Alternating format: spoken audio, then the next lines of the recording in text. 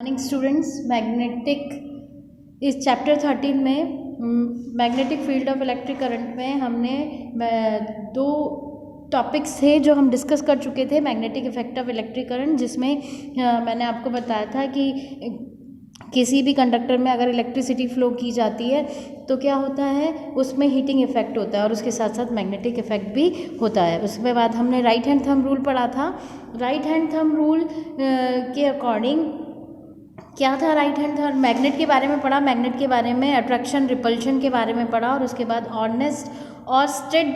Experiment भी हमने पढ़ा कि अगर किसी कंडक्टर में करंट फ्लो कराते हैं तो उसमें मैग्नेटिक फील्ड भी होता है, जिससे जो हमारा कंपास है उसमें डिफ्लेक्शन होता है। उसके बाद हमने ये भी पढ़ा कि अगर करंट पास नहीं करेंगे तो मैग्नेटिक फील्ड नहीं होगा, और जैसे ही करंट पास करेंगे तो सर्कुलर अगर हम iron feeling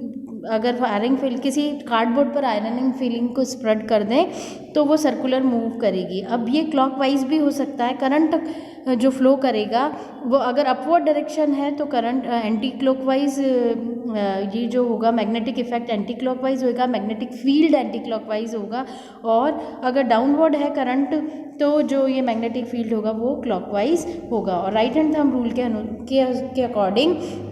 Imagine a conductor to be held in the right hand such that the thumb is straight along. अगर थंब बिल्कुल स्ट्रेट होता है, its length and finger,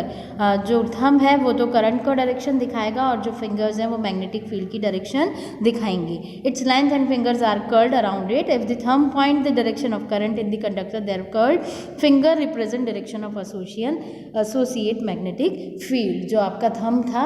ये जो थंब है ये राइट हैंड थंब रूल के अकॉर्डिंग ये तो करंट को शो करेगा, और ये जो मैग्नेटिक फील्ड अगर डाउनवर्ड है तो करंट नीचे की ओर होगा और मैग्नेटिक फील्ड आपका कैसा होगा, क्लॉकवाइज होगा। तो आज के इस वीडियो में ये सब हम डिस्कस कर चुके थे। आज के वीडियो में हम किसके बारे में करेंगे, जैसे कि आपने सर्कुलर पाथ में लिया है, जैसा कि आपको ब्लैक बोर्ड पर दिखाया है कि एक कार्डबोर्ड लिया है जिसमें ये सर्कुलर है यहाँ पर, तो दो ये मैग्नेटिक फील्ड शो करेगा। अगर करंट डाउनवर्ड है तो करंट आपका इधर की तरफ से फ्लो करेगा, और अगर आपका ये डाउनवर्ड है तो करंट आपका इधर ऊपर की तरफ फ्लो करेगा, क्लॉकवाइज और एंटी क्लॉकवाइज। इधर से क्लॉकवाइज, अगर अपवर्ड है तो क्लॉकवाइज, और डाउनवर्ड है तो एंटी क्लॉकवाइज आपका मैग्नेटिक फील्ड शो होगा। तो according to right hand thumb rules के अकॉर्डिंग क्या होगा कि करंट तो थंब के डायरेक्शन में होगा, और जो मैग्नेटिक फील्ड है वो आपकी इसके अकॉर्डिंग होगा। देखिए, अगर मेरा थंब ये है राइट हैंड थंब रूल्स के अकॉर्डिंग, तो आपका ये अगर अपवर्ड है तो करंट कैसे होगा, इधर की तरफ फ्लो होगा। अगर मैं ये रखूँ तो ये इधर की तरफ फ्लो होगा, और अगर डाउनवर्ड रखूँ तो करंट इधर की तरफ फ्लो होगा। तो ये इसमें तो एरो ऐसा बनेगा स्टूडेंट्स, और इसमें एरो नीचे की तरफ होगा। तो फ्लेमिंग के ये जो अगर आपका सर्कुलर में अगर मूव हो रहा है, अगर सर्कुलर कॉइल है आपकी, तो मैग्नेटिक फील्ड फ्लेमिंग के किसके थंब रूल के अकॉर्डिंग ही होगा। इसी तरह से अगर हमने सोलेनॉइड लिया, अगर करंट कैसा होगा, अगर आपको लिखा है मैंने, देखिए ब्लैक बोर्ड पे, अगर करंट एंटी क्लॉकवाइज है तो नॉर्थ पोल, वो साइड कौन सी होगी, नॉर्थ पोल होगी। और अगर साउथ पोल है, अगर करंट मर्ज हो रहा है, अगर सारी मैग्नेटिक फील्ड मर्ज हो रहा है तो किस में मर्ज होता है, साउथ पोल में होगा। तो वो कौन सा होगा, अगर साउथ पोल में मर्ज हो रहा है तो हमें क्लॉकवाइज वो दिखाई देगा। नॉर्थ पोल में एंटी क्लॉकवाइज और साउथ पोल में क्लॉकवाइज होगा। हमेशा आपने देखा है कि नॉर्थ पोल से करंट मैग्नेटिक फील्ड निकलता है और साउथ पोल में मर्ज होता है। अगर आपने सोलेनॉइड लिया है, ये जैसे कि नीचे आपका ब्लैक बोर्ड पर दिखाई दिया है, ये सोलेनॉइड है, इसमें कोई रॉड नहीं है, करंट कैरिंग कंडक्टर है, जिसमें आपको पहले भी बता चुके हैं कि अगर करंट कंडक्टर है तो उसमें मैग्नेटिक फील्ड भी डेवलप होगा। तो ये जो इस तरह से ये मानो ये कैसे मूव करेंगे नॉर्थ पोल की तरह, तो नॉर्थ में क्या होता है, इस तरह से क्या होता है, मैग्नेटिक फील्ड की रेस इस तरह से होती है, और इस इधर की तरफ साउथ पोल में क्या होती है, मर्ज होती है। तो सोलेनॉइड जो होगा, सोलेनॉइड क्या होता है, इसमें कोई रॉड, ये बिल्कुल मैग्नेट इंसुलेटेड वायर अगर हमने लिया है तो सोलेनॉइड में करंट नॉर्थ पोल की तरह, ये बिल्कुल मैग्नेट की तरह बिहेव करेगा सोलेनॉइड, जिसमें नॉर्थ पोल से तो मैग्नेटिक फील्ड निकलता हुआ होगा और साउथ पोल में मर्ज्ड होगा। अगर इलेक्ट्रोमैग्नेट ले लें, इलेक्ट्रोमैग्नेट का मतलब ये है कि जैसे सोलेनॉइड में तो कोई बीच में कोई वायर नहीं होता, बीच में अगर हमने स्टील का जो जिसमें करंट फ्लो होता है, आयरन या स्टील की रॉड लगा दें बीच में तो सोलेनॉइड में, तो उस कॉइल को हम बोलते हैं इलेक्ट्रोमैग्नेट, और ये स्ट्रॉन्ग मैग्नेट की तरह बिहेव करता है। करंट जब पास करेंगे तभी वो मैग्नेट की तरह बिहेव करेगा, अगर करंट पास नहीं करेंगे तो वो मैग्नेट की तरह बिहेव नहीं करेगा। क्वेश्चन अराइज होता है बच्चों कि what is the direction of force that is exert on a current carrying conductor cap perpendicular in external magnetic field. जैसे ये आपका नॉर्थ पोल है और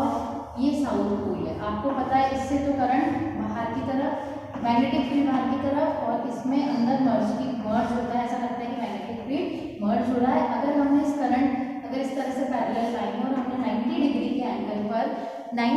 एंगल पर परपेंडिकुलर पर क्या रखा है हमने, अगर मैग्नेटिक फील्ड है और उसमें हमने परपेंडिकुलर क्या रखा है, कंडक्टर रखा है, तो क्या होगा, तो इसमें क्या होगा कि हर पॉइंट पर मैग्नेटिक फील्ड क्या होगा, इक्वी डिस्टेंस लाइन्स, जो इक्वी डिस्टेंस लाइन बन रही है इस पर सेम होगा, और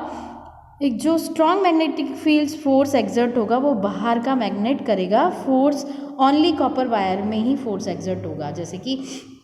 आपने जैसे आयरन का या उसमें ले लिया, बीच में अगर कॉपर वायर है आपने सेम उसमें ले लिया तो मैग्नेटिक फील्ड सेम होगा, और जो कॉपर वायर होगा उसमें ही करंट फ्लो होगा, तभी मैग्नेटिक फील्ड होगा, और जब मैग्नेटिक फील्ड होगा तो ही फोर्स एक्सर्ट होगा। उसके बाद है फ्लेमिंग का लेफ्ट हैंड रूल। फ्लेमिंग का लेफ्ट हैंड रूल इसमें क्या है कि अगर हम लेफ्ट हैंड की इसको स्ट्रेच करें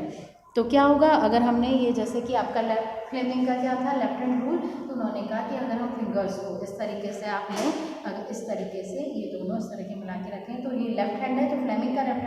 हैंड का रूल है कि 3 फिंगर्स होंगी जिसमें इधर करंट होगा और इधर मैग्नेटिक फील्ड होगा और इधर फोर्स होगा। अगर हम उन्होंने कहा फ्लेमिंग ने कहा कि स्ट्रेच द फर्स्ट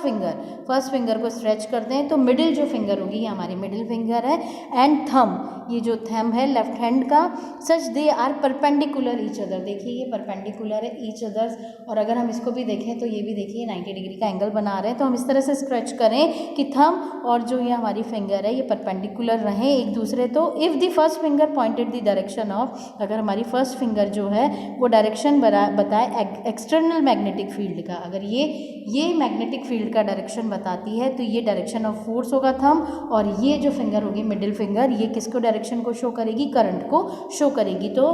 फ्लेमिंग का लेफ्ट हैंड रूल क्या कहता है, stretch the first finger middle finger and thumb of left hand such they are perpendicular to each other, अगर वो एक दूसरे से परपेंडिकुलर रहते हैं तो if the first finger pointed the direction of external magnetic field and if the middle finger pointed the direction of current in the conductor then the thumb point the direction of current in the conductor.